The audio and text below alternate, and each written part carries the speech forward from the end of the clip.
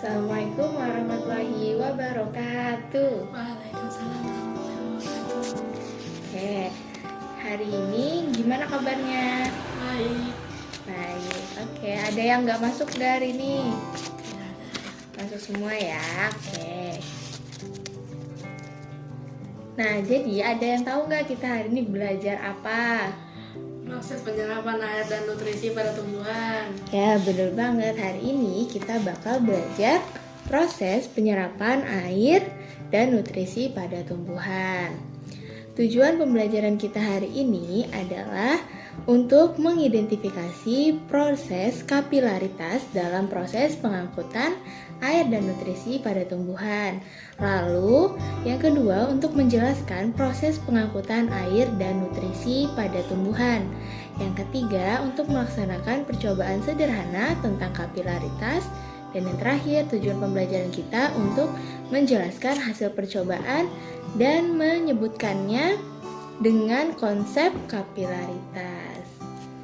Nah, sebelumnya Akil tahu nggak apa itu proses kapilaritas? Ya, oke, hari ini kita akan belajar sama-sama ya. Jadi, proses kapilaritas itu adalah di mana proses naiknya air dari tempat yang rendah ke tempat yang tinggi itu melalui celah-celah sempit tapi nggak pakai alat bantu.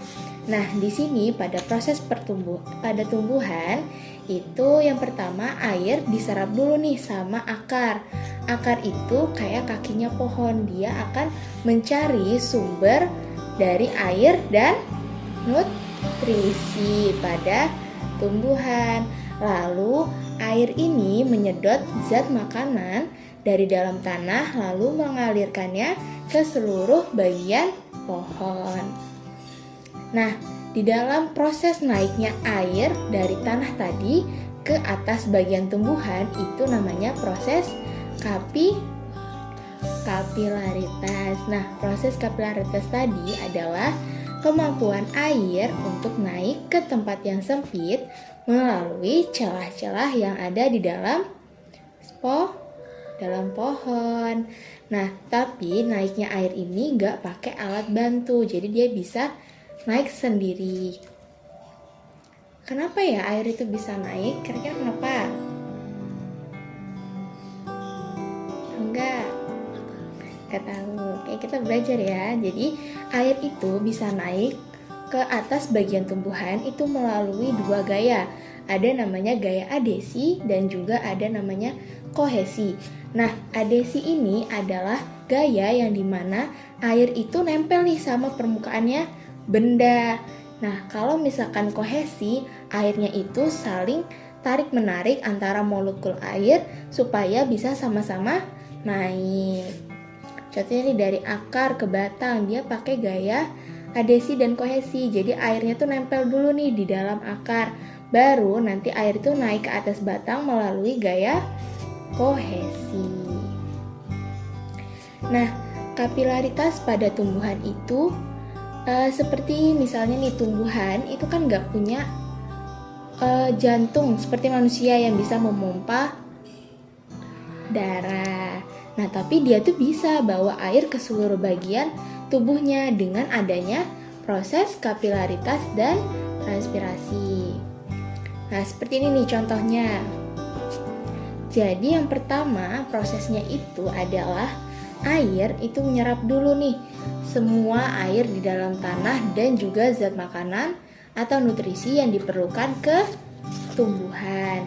Lalu air itu naik lewat pembuluh xilem atau pembuluh yang ada di dalam kayu.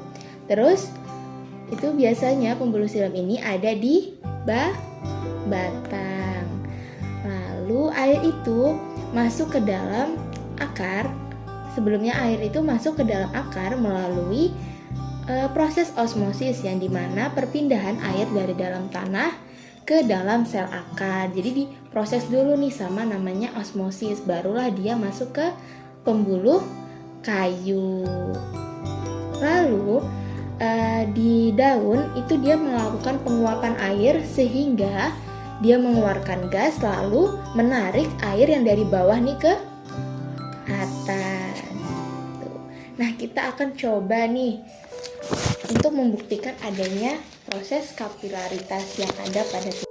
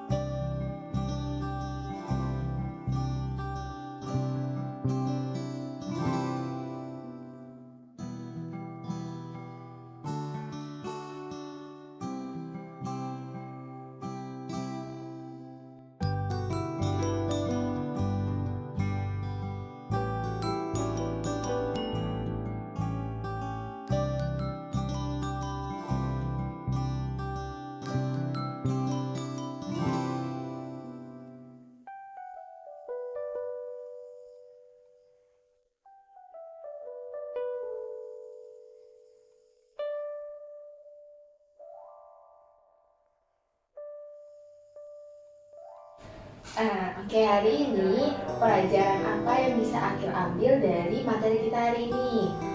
Yaitu proses naiknya air ke tempat tinggi melalui celah sempit tanpa bantuan alat. Nah, benar banget. Tadi disebut proses apa? Kapilaritas. Proses kapilaritas, benar banget. Jadi hari ini kita udah belajar tentang penyerapan air dan nutrisi pada tumbuhan melalui kapilaritas.